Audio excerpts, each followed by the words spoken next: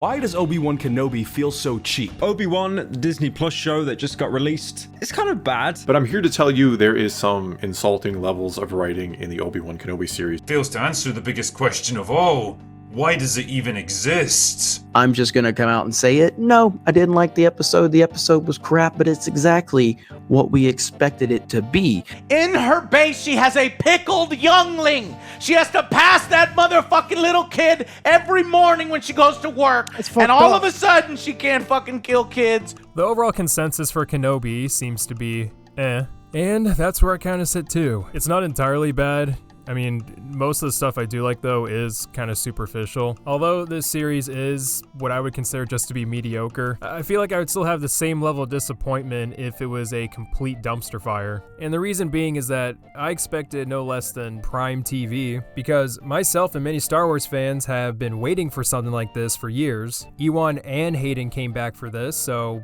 what the fuck happened? Why is it so mid? This level of writing and entertainment is something I expect from Phase 4 MCU shows. Kenobi really should have just been Anakin and Obi-Wan, but we also get some fun, enjoyable, likable characters along the way. Let's start with Obi-Wan first. Now, the first episode was fairly decent. We witnessed Kenobi's isolation in Tatooine. We know what his history is, so there isn't need for some cheesy monologue at the intro. There's very little dialogue when Obi-Wan goes through his daily routine, and it's a bit of a slow burner, but I don't mind. I thought it was a great start.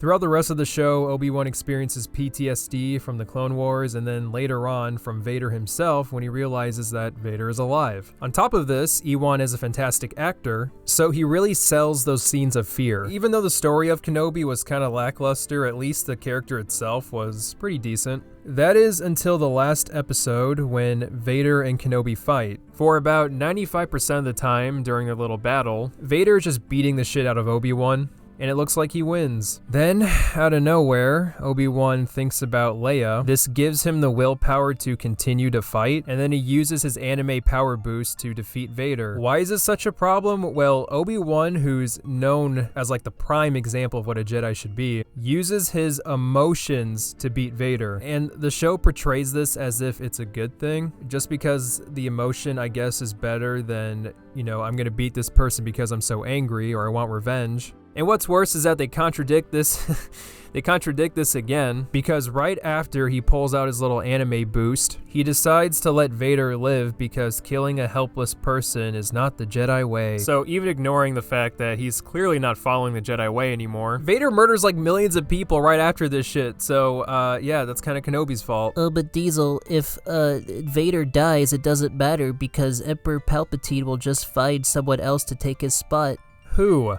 The Inquisitors? Yeah, I'm sure the Space Window Lickers would be a great replacement. But let's pretend one of them is actually competent and is able to take Vader's spot. You're telling me that killing Vader would not help at all? Like, imagine if you had a gun pointed at Adolf Eichmann's head, and you didn't pull the trigger because Hitler could just replace Eichmann with someone else. Yeah, that makes a whole lot of sense. I don't really mind Leia. I mean, she was just kind of there. All she really does is get captured 50 fucking times, and that's about it. I feel like the actress did a good job, but the character's kind of bland. And she was also the center of that god-awful chase scene. Like, there are two ways you could have handled this much better. Either cut to the henchman capturing Leia, no chase scene at all, or you could have hired EDP to chase Leia's actress around. I feel like that would want to make any kid go supersonic if that big boogaloo is running towards them.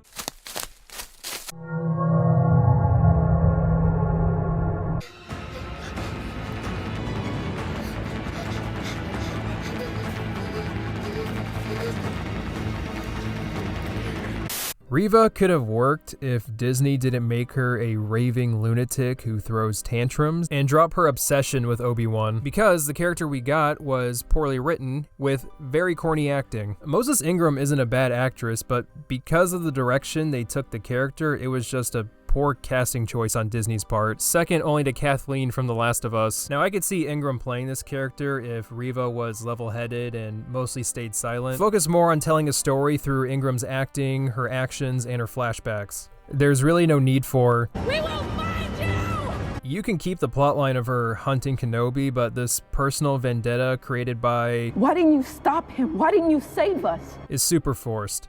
She does bring up his failure to save Anakin as a mentor in order to justify her hatred, but at the same time, it still feels like a stretch to me. Being determined to hunt down Obi-Wan in order to get closer to Vader is fine, but her actively taunting Obi-Wan as if this is a super personal thing to her is just, it doesn't work. There's just not enough there for me to believe Reva herself personally hates Obi-Wan. He's just not a means to an end. Also, Reva should have died.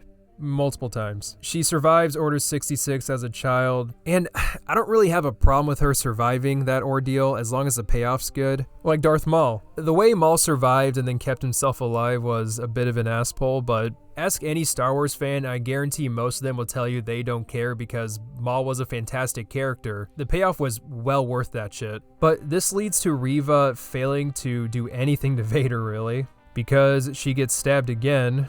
And you would think that Vader and the Grand Inquisitor, who have both had near-death experiences, wouldn't take the chance to leave her by herself so she could possibly survive, but they just don't do anything else. Again, Reva survives and walks out of there due to what I could only guess hatred keeping her going, but if that were the case, she should have died for a third time after letting go of that hatred at the end of the final episode. Vader is both competent and incompetent in the show, and as I said before, him leaving Reva alive was incredibly stupid, and he also could have killed Obi-Wan on Tatooine multiple times. I get he wanted him to suffer, but at the same time, when Obi-Wan was escaping, Vader could have easily grabbed him. There are signs of competency, such as having one of his subordinates lead him to Obi-Wan and knowing Reva's plans all along. He's also pretty intimidating, like when he killed random civilians just to snuff out Obi-Wan, only using 1% of his power against Reva, and then pulling a Star Killer by grabbing a ship and completely decimating it. Now, as for the Anakin parts, they're good.